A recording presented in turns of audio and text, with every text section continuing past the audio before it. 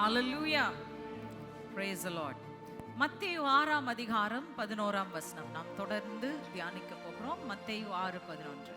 எங்களுக்கு வேண்டிய ஆகாரத்தை இன்று எங்களுக்கு தாரும். சரி, இன்றைக்கு குறிப்பாக என்ன காரியங்களுக்காக நாம் கேட்க வேண்டும் அப்படின்றத குறித்து நாம் பார்க்க போகிறோம், ரைட்? ஏன்னா இந்த வசனத்தை நம்ம பார்க்கும்போது give us this day our daily bread அல்லது எங்களுக்கு வேண்டிய ஆகாரத்தை எங்களுக்கு தாரும், இன்னும் சொல்ல போனா மாடிஃபை பண்ணி கர்த்தருடைய ஜெபம் என்று சொல்லும்போது அன்றன்றுள்ள அப்பத்தை எங்களுக்கு தாரும் என்று சொல்லி ஜெபிக்கிற ஜெபத்தை நாம் அடிக்கடி நம்ம கேட்டிருப்போம், ரைட்?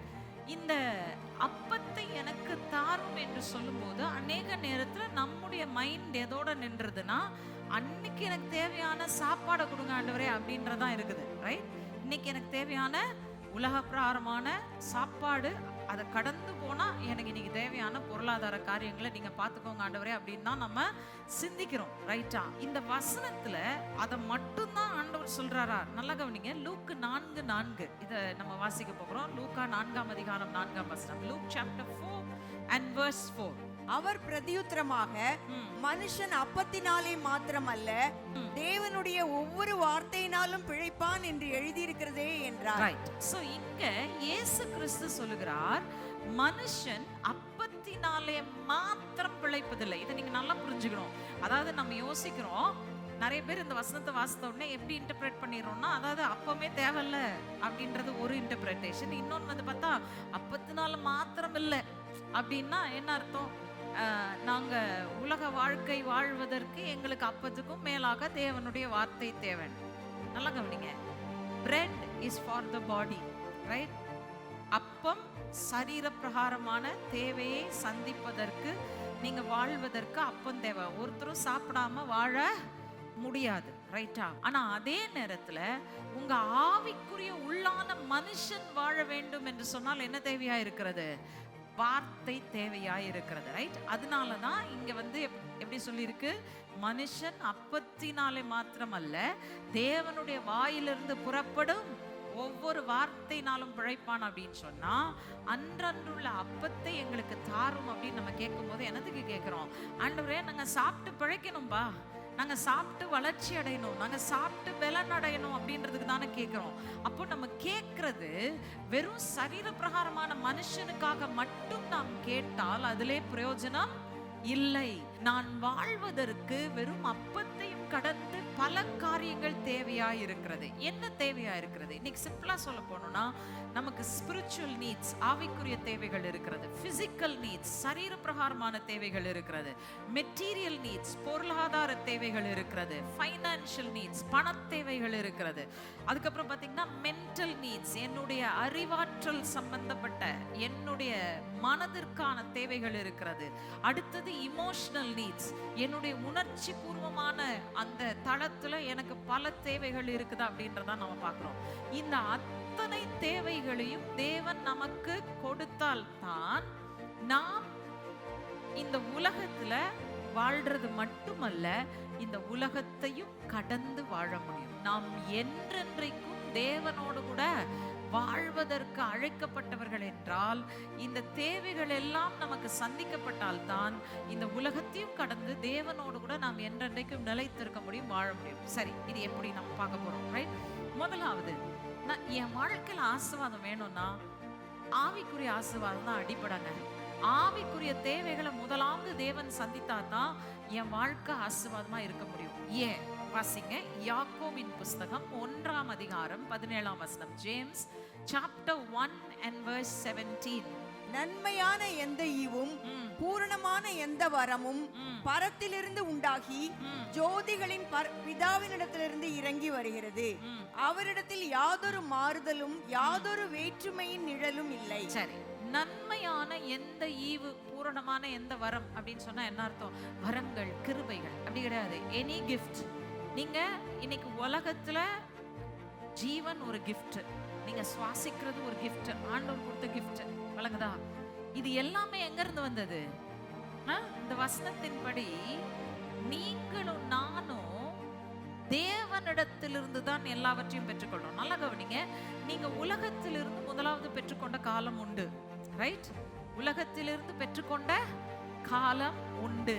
தாய் தகப்பனிடத்திலிருந்து பெற்றுக்கொண்ட காலம் உண்டு, ரைட்? ஆனா நீங்க என்னைக்கு கிறிஸ்து இயேசுவுக்குள்ளாய் வந்தீர்களோ, மறுபடியும் சொல்றேன், என்னைக்கு நீங்க இயேசு கிறிஸ்துவுக்குள்ள வந்தீங்களோ உங்க சோர்ஸ் மாறி போயிருச்சு, உங்க ஊற்று மாறி போய்விட்டது. ஹல்லேலூயா! எத்தனை பேருக்கு அது தெரியும், ரைட்? என் ஊற்று மாற்றப்பட்டாயிற்று. இப்பொழுது என்னுடைய ஊற்று உலகத்தில் இல்லை, என் ஊற்று என்னை பெற்ற தகப்பன் தாயினிடத்தில் இல்லை, என்னுடைய ஊற்று பரலோகத்தின் தேவனிடத்தில் இருக்கிறது. அங்கிருந்து தான் எனக்கு எல்லாம் கிடைக்கிறது. ஹல்லேலூயா! என் ஆவிக்குரிய மனுஷன் ஆசீர்வதிக்கப்பட்டால் என் சரீர பிரகாரமான மனுஷன் ஆசீர்வதிக்கப்படுவான் என்பது தான் நான் புரிந்து கொள்ள வேண்டிய உண்மை, ரைட்? அடுத்தது இங்க என்ன சொல்லுது அப்படின்னா, ஜோதிகளின் பிதாவினிடத்திலிருந்து இறங்கி வருகிறது, அவரிடத்தில் யாதொரு மாறுதலும் யாதொரு வேற்றுமை நிழலும் இல்லை. எத்தனை பேருக்கு ஒரு ஆசை இருக்கு, நான் ஒரு ஆசீர்வாதத்தை பெற்றுக்கொண்டேன்னா அது நிரந்தரமா என் வாழ்க்கையில் இருக்கணும், போயிடக்கூடாது அப்படின்னு எத்தனை பேர் விரும்புறீங்க, ரைட்? சுகம், இது ஒரு ஆசீர்வாதம். கிடைச்சிச்சு, கொஞ்ச நாள் நல்லா இருந்தேன், திரும்ப சிக்காயிட்டேங்க அப்படின்னு சொல்ற விருப்பம் இருக்கா உங்களுக்கு? இல்ல, சுகமானேன் சுகமானேன் சுகமாகி விட்டேன், எனக்கு வியாதியே திரும்ப வரல அப்படின்னு சொல்லணும்னு ஆசையா இருக்கா? உலகத்துல மருத்துவர்கிட்ட போனீங்கன்னா அந்த நிச்சயம் உங்களுக்கு இருக்கா? கேக்குறேன், டெல் மீ. நிச்சயம் கிடையாது. டாக்டர்ஸ் கேன் ட்ரீட் யூ, ஆனா மோஸ்ட் ஆஃபன் என்ன ஆகுது, கொஞ்ச காலம் கழிச்சு திரும்ப அந்த வியாதி வருது, அல்லது அதனால ஒரு சைடு எஃபெக்ட்ஸ், அதனால திரும்ப பின்விளைவுகள் வரத்தான் செய்கிறது. we love doctors, okay? we love all doctors. அவங்க இன்னைக்கு உலகத்துல கிறிஸ்துவ அறியாத மனுஷனை காப்பாற்றுறதுக்கு ஒரு பெரிய ஒரு பங்கு வகிக்கிறார்கள். ஆனா யாராலையும் என்ன செய்ய முடியாது, இன்னொரு மனிதனை காப்பாற்ற முடியாது. உலகத்துல யார் நமக்கு என்ன தந்தாலும் என்ன செய்தாலும் அது நிரந்தரம் அல்ல. பிதா உங்கள் சோர்ஸா இருக்கும்போது உங்களுக்கு ஒண்ணு ஆசீர்வாதம் மாற்றம் அடைந்து போகவே போகாது.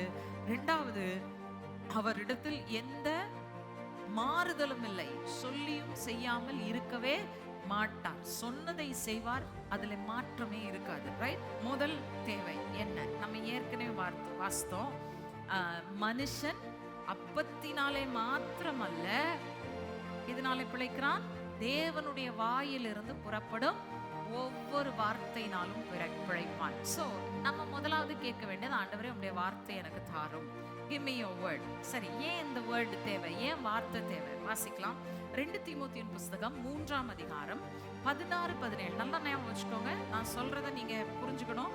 அப்பத்தை நாம் புசித்து பிழைக்கிறது மட்டுமல்ல, வளர்ச்சி அடைந்து ஒரு பூர்ண மனுஷியாய் மாறுகிறது போல என் ஆவிக்குரிய தேவைகளும் எனக்கு என்ன செய்யணும், ஆவிக்குரிய வளர்ச்சியை கொடுத்து ஆவிக்குரிய உள்ளான மனுஷன் பூரணம் அடைவதற்கு ஏதுவாக அந்த தேவைகள் இருக்கணும், ரைட்டா? சோ அதை தான் நம்ம பார்க்க போறோம். 2 தீமோத்தேயு புஸ்தகம் 3ஆம் அதிகாரம் 16-17 வசனங்கள்.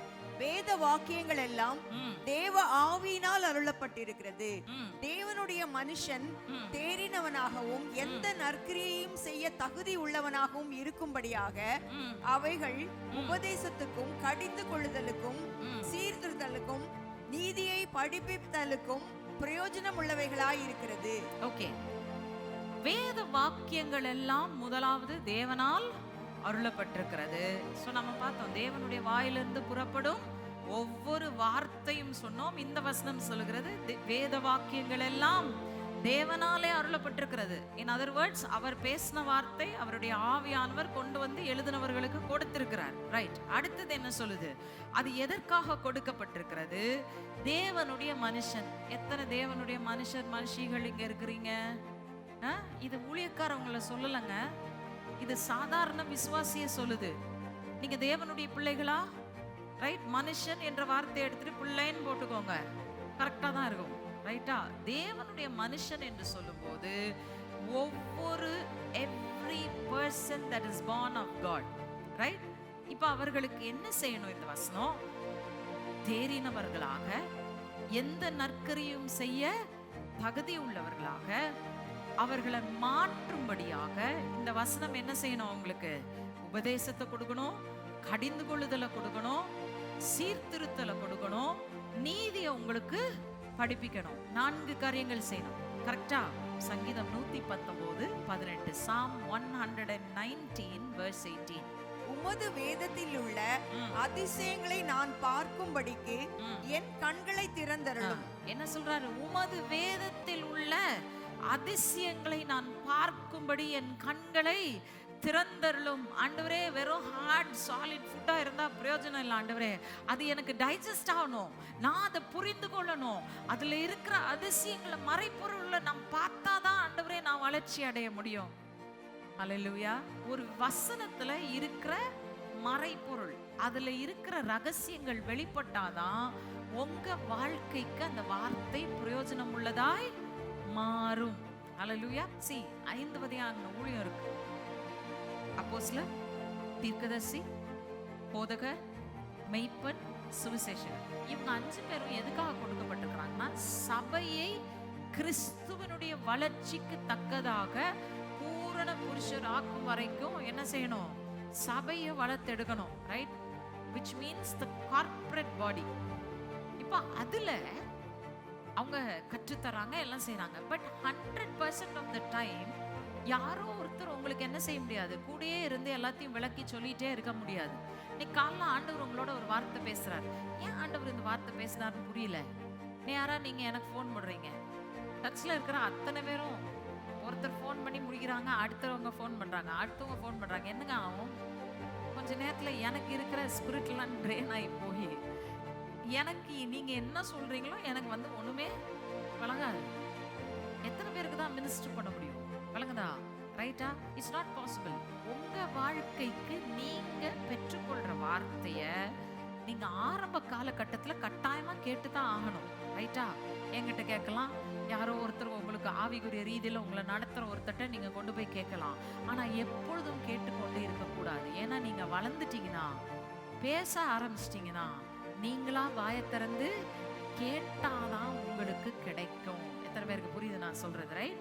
நீங்க வளர வளர God wants to speak to you.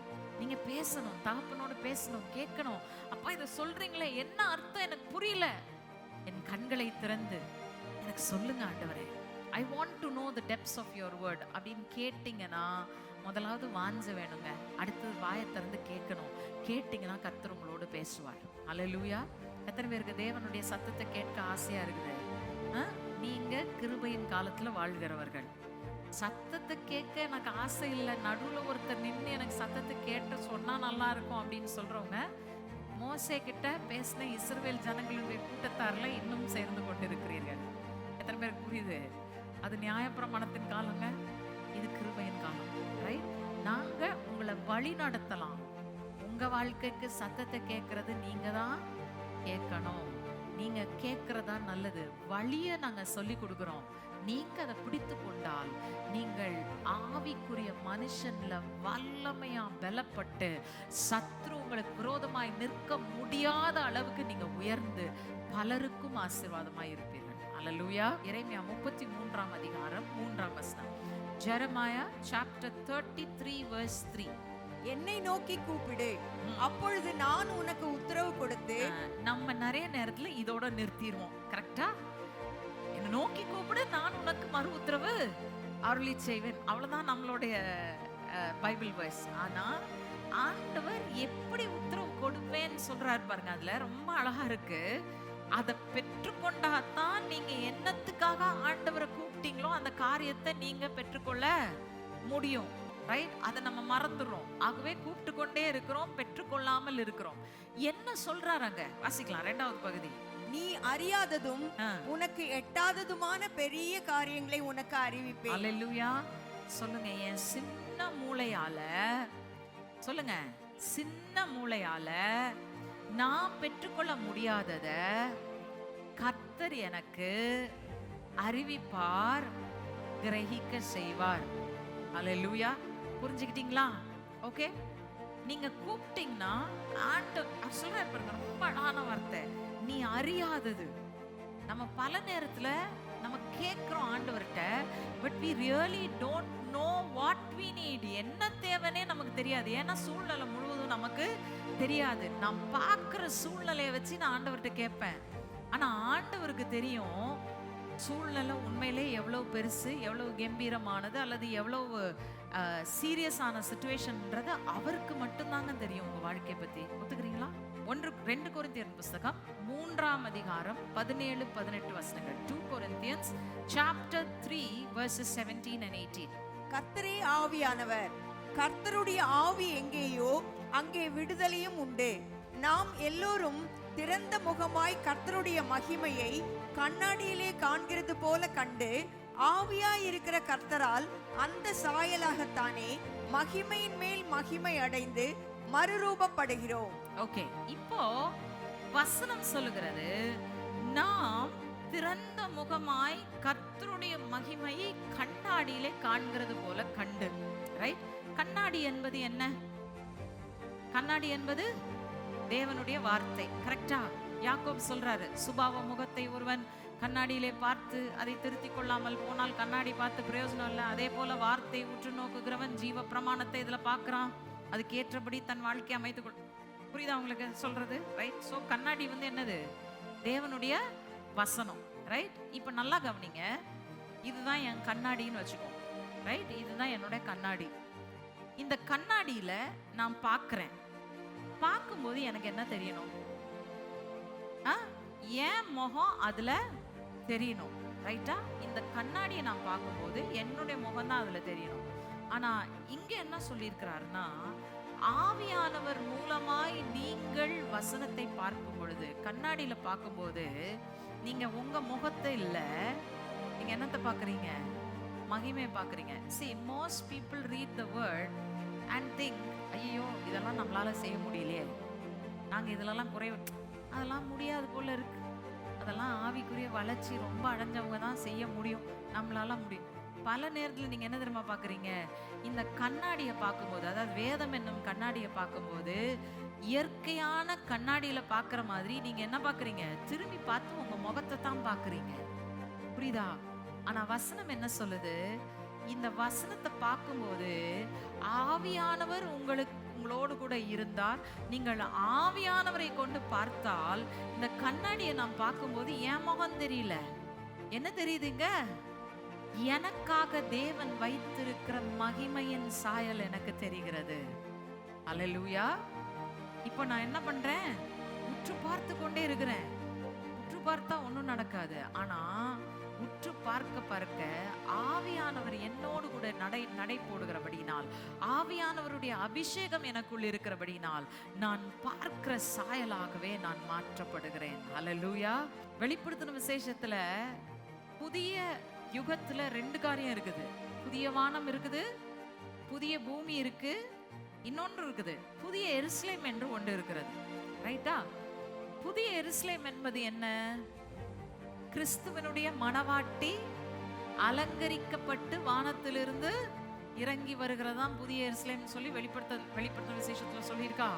Right? கிறிஸ்துவின் மணவாட்டியாய் வாழ்கிறவர்கள் யார்? அவருடைய சாயலாக மாற்றப்படுகிறவர்கள். ரைட்? நான் தான் சொல்லிடலாம், ஆனா நான் அவருடைய சாயலாக மாற்றப்பட்டாதான் நான் கிறிஸ்துவனுடைய மணவாட்டி. எத்தனை பேருக்கு புரிஞ்சுக்கிட்டீங்க? Right? I have to be transformed into his image. இப்போ அந்த வார்த்தையில நம்ம பார்க்கிற அந்த மகிமைக்குள்ளாக நம்மை மாற்றும் திறனும் பரிசுத்த ஆவியானவர் தான் இருக்கு. நம்மளால மாற முடியாது. மாற்றுகிறவர் யார்? இப்ப புரியுதா? ஏன் பரிசுத்த ஆவியானவருடைய அபிஷேகம் எனக்கு, ஆண்டவரே இன்னைக்கு உங்களுடைய அபிஷேகத்தை எனக்கு தாங்க, பரிசுத்த ஆவியானவரே எனக்கு போதிங்க, எனக்கு அந்த மகிமையின் சாயலாக மாற்றுங்க, ஏன் நம்ம சொல்லணும்னு புரியுதா உங்களுக்கு? ரைட். 3வது காரியம், மத்தேயு 10ஆம் அதிகாரம் 16ஆம் வசனம். நமக்கு அடுத்த ஆவிக்குரிய தேவை, பொதுவான ஆவிக்குரிய தேவை என்ன? வாசிக்கலாம். ஆடுகளை ஓநாய்களுக்குள்ளே அனுப்புகிறது போல இதோ நான் உங்களை அனுப்புகிறேன். ஆகையால் சர்ப்பங்களைப் போல வினா உள்ளவர்களும் புறாக்களைப் போல கபடற்றவர்களுமாய் இருங்கள். ஓகே, புறாக்களைப் போல கபடற்றவர்களாய் இருங்கள், பரிசுத்தமா வாழுங்க. ஆனா அதே நேரத்துல என்ன செய்யணும்? சர்ப்பத்தை போல வினா உள்ளவர்களாய். That means be watchful, be careful, be wise. நீங்க ஜாக்கிரதையா இல்லைன்னா என்ன நடக்கும்? நீங்க உலகத்துக்குள்ள புறப்பட்டு போறீங்க. நீங்க யாரா இருக்கிறீங்க? கர்த்தருடைய கரத்திலிருந்து அனுப்பப்படுகிற ஆடுகளாய் இருக்கிறீர்கள். உலகத்துக்குள்ள போகும்போது என்ன நடக்கும்? ஓநாய் கூட்டம் அங்க இருக்கு. ஒண்ணு நீங்க பலன் உள்ளவர்களா இல்லைன்னா ஓனா கூட்டம் உங்களை என்ன செஞ்சிரும்? பட்சித்து போட்டுரும். ரைட்? அல்லது இன்னொரு ஆபத்தும் இருக்கிறது. ஆடா போன நீங்க ஆட்டுத்தோல் போர்த்த ஓநாயாய் மாறுவதற்கும் வாய்ப்பு உண்டு. எத்தனை பேருக்கு விளங்குது நான் சொல்றது? புரிஞ்சுக்கிட்டீங்களா? ஒண்ணு ஓநாய் கூட்டம் உங்களை பட்சிக்கிறதற்கும் ஒரு ஆபத்து இருக்கிறது. இன்னொரு மிகப்பெரிய ஆபத்து என்னன்னா, ஓநாய் கூட்டம் பட்சிக்க முடியலன்னா என்ன செய்யும்? ஆட்டுத்தோல் போர்த்த ஓநாயாய் உங்களை மாற்றுவதற்கு முயற்சி செய்யும். இந்த ரெண்டுக்கும் தப்பித்துக் கொள்வதற்கு பகுத்தறிவு எனக்கு ரொம்ப ரொம்ப அவசியமாய் இருக்கிறது. புரிஞ்சுக்கிட்டீங்களா? ரைட். இன்னைக்கு எதுல இருந்து நான் தப்புவிக்கப்படணும்? வாசிக்கலாம். கொலோசியர் 2ஆம் அதிகாரம் 6ல இருந்து 8 வரைக்கும். நல்லா கவனிங்க. நம்ம பேசிக்கொண்டிருக்கிற எல்லாமே கிறிஸ்து இயேசுவுக்குள் நான் நிலைநாட்டப்பட்டு கட்டப்பட்டு வருவதற்கு எனக்கு தேவையான ஆவிக்குரிய காரியங்கள். ரைட்? சோ வாசிங்க. கொலோசியர் 2:6-8. ஆகையால் நீங்கள் கர்த்தராகிய கிறிஸ்து இயேசுவை ஏற்றுக்கொண்டபடியே அவருக்குள் வேர் கொண்டவர்களாகவும் அவர் மேல் கட்டப்பட்டவர்களாகவும் அவருக்குள் நடந்து கொண்டு நீங்கள் போதிக்கப்பட்டபடியே விசுவாசத்தில் உறுதிப்பட்டு ஸ்தோத்திரத்தோடே அதிலே பெருகுவீர்களாக. லௌகீக ஞானத்தினாலும் லௌகீக ஞானம், மாயமான தந்திரத்தினாலும் தந்திரம் ஒருவனும் உங்களை கொள்ளை கொண்டு போகாதபடிக்கு எச்சரிக்கையாயிருங்கள். அது மனுஷர்களின் பாரம்பரிய நியாயத்தையும் உலக வழிபாடுகளையும் பற்றினதே அல்லாமல் கிறிஸ்துவை பற்றினது அல்ல. சரி, நல்லா கவனிங்க. நீங்க வளர்ச்சி அடைய வேண்டிய ஒரு வளர்ச்சியை தடை செய்வதற்கு என்ன வெயிட் பண்ணிட்டு இருக்கான்? லௌகீக ஞானமும் மாயமான தந்திரமும். லௌகீக ஞானம் அப்படின்றது என்னன்னு சொல்ல போனா சிம்பிளா சொல்ல போனா சயின்டிபிக் நாலேஜ், பிலாசபி அப்படின்னு வச்சுக்கிட்டு என்னையா உங்க பைபிள்ல எப்படி சொல்லியிருக்கு அதெல்லாம் நடக்குமா? கொஞ்சம் யோசித்து பார், அறிவோட யோசித்து பார். ரைட்? நல்லா கவனிங்க. The Bible is not a book to be ratified or என்ன சொல்றது, சயின்ஸ்னால உறுதி பண்ணப்படுறதுக்குரிய ஒரு புஸ்தகம் அல்ல. ரைட்டா? அது விசுவாசிக்கப்பட வேண்டிய ஒரு புஸ்தகம். அப்படி இருந்தும் சயின்ஸை வச்சு ப்ரூவ் பண்ணணும்னா ப்ரூவ் பண்ண முடியும். ரைட்? எங்க அப்பா நிறைய அதை பத்தி பேசுவாங்க. அறிவியலும் விஞ்ஞானமும் வேதமும் சொல்லி புஸ்தகமே எழுதியிருக்காங்க. ரேடியோ ப்ரோக்ராம்ஸ் எத்தனையோ ப்ரொடியூஸ் பண்ணியிருக்காங்க. How the Bible and science go together. The Bible is not against science. ஆனா மேற்பூச்சா நீங்க பார்த்தீங்கன்னா இது சயின்ஸ்க்கும் இதுக்கும் ஒத்து வராது, இது எப்படி நடக்கும், இது எப்படி ஆகும், இது ஆகாது அப்படின்னு தான் சொல்லுவாங்க. ஆனா நல்லா கவனிங்க, சயின்ஸையும் கடந்து இது விசுவாசத்துக்குரிய ஒரு காரியமா இருக்கு. இப்ப லௌகிக ஞானத்தை வச்சு என்ன ட்ரை பண்ணுவாங்கன்னா உங்க விசுவாசத்தை அடிக்க ட்ரை பண்ணுவாங்க. நீ என்ன இப்படியெல்லாம் கட்டுக்கதையெல்லாம் நம்புற? ஏங்க 21ஆவது நூற்றாண்டுல வாழ்றீங்க, நீங்க இன்னுமா are you still so nav அப்படின்னு நைவ் அப்படின்வாங்க. புரியுதா? நல்லா கவனிங்க. விசுவாசத்தை ஒருத்தரும் உங்களுக்கு விளக்கி சொல்ல முடியாது. அது நீங்க பற்றி கொண்டு இருக்கத்தான் வேணும். புரியுதா? சகலவற்றுக்கும் முடிவும் அறிவும் அவருடைய சமூகத்துல உண்டாகும். உங்க விசுவாசத்தையும் உங்கள் அனுபவத்தையும் கெடுக்க யாருக்கும் இடம் கொடுக்காதீர்கள். அதனால நான் சொல்றேன், be grounded in the word. எவனும் உங்களுக்கு சொல்ல தேவையில்லை. நீங்க கிரவுண்டடா இருங்க. நீங்க வார்த்தையை சோதிச்சு பாருங்க. நீங்க அதுல நடங்க. கிறிஸ்து இயேசுவுக்குள் நமக்கு வைத்திருக்கிற அந்த முதிர்ச்சிக்குள்ள நம்ம வரக்கூடாதுன்னு சொல்லி இன்னைக்கு சாத்தான் போராடி கொண்டிருக்கிறான். நாமும் அது எல்லாவற்றையும் தகர்த்தெறிந்து வெற்றி சிறந்தவர்களாய் தேவன் நமக்காக வைத்திருக்கிறதை பிடித்து கொள்ளும் அளவும் விடாமல் பின்பற்ற வேண்டும். அல்லேலூயா. ஆவிக்குரியதுதான் எல்லாவற்றிலும் மிகவும் முக்கியமானது. ஆவிக்குரியதுல நான் எஸ்டாப்ளிஷ் ஆயிட்டேன்னா ஆட்டோமேட்டிக்கா உலக பிரகாரமானது எல்லாம் என்ன செய்யும்? முதலாவது தேவனுடைய ராஜ்யத்தையும் நீதியும் தேடுங்கள், இவைகள் எல்லாம் உங்களுக்கு கூட கொடுக்கப்படும். அல்லேலூயா. 2 பேதுரு 3ஆம் அதிகாரம் 18ஆம் வசனம். 2 Peter 3:18. நம்முடைய கர்த்தரும் இரட்சகருமாகிய இயேசு கிறிஸ்துவின் கிருபையிலும் அவரை அறிகிற அறிவிலும் வளருங்கள். அவருக்கு இப்பொழுதும் என்றென்றைக்கும் மகிமை உண்டாவதாக. ஆமென். ஓகே. இப்ப தேவனை பற்றி தெரியறது முக்கியம் அல்ல. வேத வசனத்தை கரைச்சி குடிச்சு A to Z ஆண்டவரை பத்தி எனக்கு எல்லாமே தெரியுங்க, வசனத்துல என்னெல்லாம் செஞ்சார், தட்டி விட்டீங்கன்னா ஒரு சம்பவத்தை எடுத்து விட்டீங்கன்னா நான் அந்த சம்பவத்தை சொல்லி முடிச்சிருவேன். அது முக்கியம் இல்லை. அவர் யார்? Who is he? எனக்கு அவர் யாரா இருக்கிறார்? அவரோடு கூட நீங்க உறவுக்குள் வந்தால்தான் அவர் யார் என்பதை நீங்கள் அறிந்து கொள்ள ஆரம்பிக்கிறீர்கள். தகப்பனாய் அவரை அறிந்தால் தகப்பன் என்ன செய்வார், தகப்பன் எப்படிப்பட்டவர், யார் என்பதை நீங்கள் அறிந்து கொள்ள முடியும். குமாரனோடு கூட இருக்கிற உறவு, மணவாட்டி மணவாளனுடைய உறவு, அதுக்குள்ள வந்தீங்கன்னா தான் அவர் உங்களுக்காக என்ன செய்து முடித்தார், என்ன உங்களுக்காக வைத்திருக்கிறார், என்ன சித்தம் கொண்டிருக்கிறார்ன்றதை நீங்க அறிந்து கொள்ள முடியும். அல்லேலூயா. புரிஞ்சுக்கிறீங்களா? Out of relationship you cannot know. ஆவிக்குரிய தேவைகள், அன்றன்றுள்ள அப்பத்தை தாரும் என்று சொல்லும்போது முதலாவது நீங்க எதுக்காக ஜெபிக்க போறீங்க? இன்னைக்கு எனக்கு இருக்கிற ஆவிக்குரிய தேவைகளை சந்திங்க ஆண்டவரே. என்ன தேவைகள் இருக்கிறது? நம்பர் 1, உம்முடைய வார்த்தையை எனக்கு வெளிச்சமாக்கி தாரும், வெளிப்பாடை தாரும். நம்பர் 2, உம்முடைய பரிசுத்த ஆவியானவரால் என்னை போதித்து நடத்தி எனக்கென்று வேதத்தில் வைத்திருக்கிற மகிமையின் சாயலை நான் தரித்து கொள்ளும்படி எனக்கு உதவி செய்யுங்க. மூன்றாவது காரியம் எதுக்காக ஜெபிக்க போறீங்க? மூன்றாவது என்னது? பகுத்தறிவு ரொம்ப முக்கியம். இதை விட்டுறாதீங்க. பகுத்தறிவு எதுக்கு தேவை? நான் வஞ்சிக்கப்படாமல் என் விசுவாசத்திலே கட்டி வேரூன்றி கட்டப்பட்டு எழுப்பப்பட்டு கிறிஸ்துவுக்கு ஏற்ற நபராய் நான் நிற்பதற்கு எனக்கு டிசர்னிங் தேவை. ரைட்? உலகத்திலும் தேவை. உலகத்திலும் நான் விசுவாசத்திலிருந்து கெட்டு போகாதபடிக்கு என் உலக வாழ்க்கையின் அனுபவங்கள்ல எனக்கு டிசர்னிங் வேணும். நான்காவதாக என்ன சொன்னோம்? கடைசியா 2 காரியம் இருக்கு, அதனால 5 ஆக்கியிருக்கேன். 4வது கிருபை, 5வது கர்த்தரை அறிகிற அறிவு. 5 விரல் மனப்பாடம் பண்ணிக்கோங்க. ரைட்? 5 விரலை வச்சு 5 காரியத்தை மனப்பாடம் பண்ணிட்டு அனுதினமும் ஜெபிக்கும் போது அன்றன்றுள்ள அப்பத்தை எங்களுக்கு தாரும் என்று கேட்கும் பொழுது ஆவிக்குரிய தேவைகளை சந்திங்க. ஆண்டவரே, என் கண்களை வெளிச்சமாக்குங்க, வெளிச்சத்தை எனக்கு தாங்க. Help me to understand the word. வார்த்தையை நான் அறிந்து கொள்ள வேண்டும். அதை அறிந்து கொண்டவுடைய ஆவியினால நான் மகிமையின் சாயலை கண்டு அந்த சாயலாக நான் மாற்றப்பட வேண்டும். பகுத்தறிய கிருபையை தான். கிருபை என் வாழ்க்கையின் எல்லா பகுதிகளிலும் ஊடுருவி பாயட்டும். கடைசியா உம்மை அறிந்து கொள்ள, not to know about you Lord but to know you. உம்மையே நான் அறிந்து கொள்ள வேண்டும் என்று சொல்லி ஜெபிங்க. ஆண்டவரே, இந்த ஆவிக்குரிய தளத்துல எங்களை வளர்த்தெடுங்க ஆண்டவரே. ஆவிக்குரிய தேவைகளை எங்களுக்கு சந்திங்க ஆண்டவரே. நாங்க எப்பவுமே உலகத்திலேயே ஃபோக்கஸ்டா இருக்கிறோம்.